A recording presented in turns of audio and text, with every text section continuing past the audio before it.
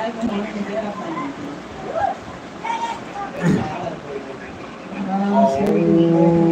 بالله من الشيطان الرجيم.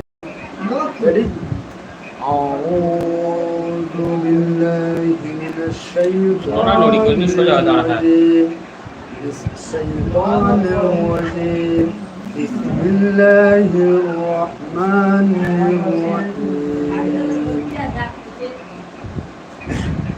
الحمد لله رب العالمين الرحمن الرحيم مالك يوم الدين إياك نعبد وإياك نستعين اهدنا الصراط المستقيم صراط الذين أنعمت عليهم غير المغضوب عليهم ولا الضالين آمين. أعوذ بالله من الشيطان الرجيم. بسم الله الرحمن الرحيم. نحمده ونصلي على رسوله الكريم. أما بعد فقد قال الله تعالى والفرقان الحميد في كلامه المجيد. أعوذ بالله من الشيطان الرجيم.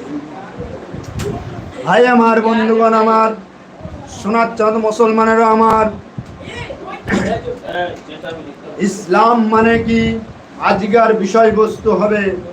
ইসলাম মানে কি, ইসলাম বলতে কি বোঝা যায়, কোরআন থেকে ইসলামের ব্যাখ্যাটা কি, লা ইলাহার তর্জমাটা কি, আজকের ভাই আমার, বন্ধুগণ আমার, সারা বিশ্বে চলে যাবে।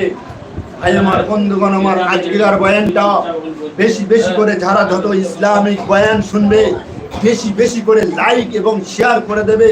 সারা বিশ্বের মুসলমানেরা যেন শুনে পৌঁছে যেতে পারে যে লা ইলাহার মূল উদ্দেশ্যটা কি আর ইসলামটা কি। ভাই আমার, বন্ধুগণ আমার, বেশি বেশি করে, যত বেশি বেশি করে লাইক এবং শেয়ার করতে পারে। চলো এবার আমরা আসি মূল উদ্দেশ্য, মূল বয়ান। ইসলামে কি আছে, ইসলামের কোরআনে কি আছে, ইসলাম কি বলছে আর কোরআন কি বলছে, হাদিস কি বলছে, দেখা যাবে। আমাদের সামনাসামনি লড়াই কোরআন, হাদিস এবং ফিকহ যা কিছু আছে সব কিছুর মধ্য থেকে একটা বিশেষ কিছু আলোচনা হচ্ছে। ইসলাম মানে কি আর লা ইলাহা মানে কি।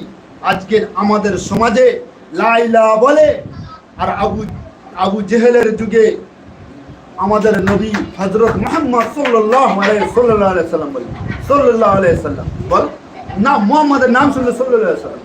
ঠিক আছে, আরব দেশে মুহাম্মাদের যুগে, আবু লাহাবের যুগে হযরত মুহাম্মদ সাল্লাল্লাহু আলাইহি সাল্লাম আমাদের নবী বলেছিল লা ইলাহা, তখন সব লোক মারতে গিয়েছিল।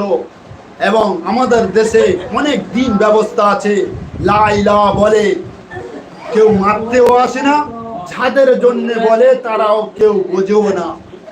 ও সোনা মানিকেরা আমার, ভালো করে চিন্তা ভাবনা করবেন। ও মুসলমানেরা, ও সোনার চাঁদ মুসলমানেরা, একটু মগজটা খালি